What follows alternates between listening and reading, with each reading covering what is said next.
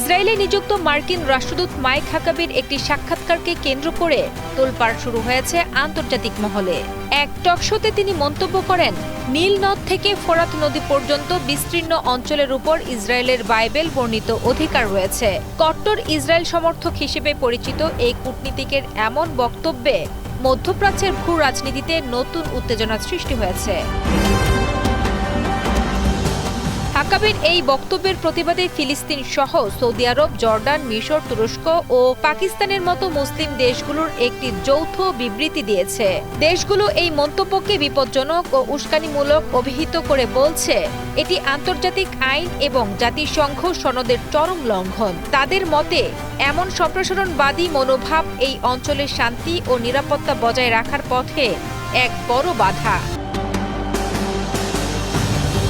বিতর্ক দানা বাঁধলে মার্কিন দূতাবাসের পক্ষ থেকে জানানো হয়েছে, হাকাবির ব্যক্তিগত মন্তব্য যুক্তরাষ্ট্রের দীর্ঘদিনের পররাষ্ট্রনীতিতে কোনো পরিবর্তনের ইঙ্গিত দেয় না। রাষ্ট্রদূত নিজেও পরে দাবি করেছেন, ইসরায়েল বর্তমানে শান্তি চায় এবং অন্য দেশ দখলের কোনো ইচ্ছা তাদের নেই। তবে বিশ্লেষকরা মনে করছেন, এই ধরনের উস্কানিমূলক বক্তব্য ফিলিস্তিন সংকটের স্থায়ী সমাধানকে আরও জটিল করে তুলতে পারে।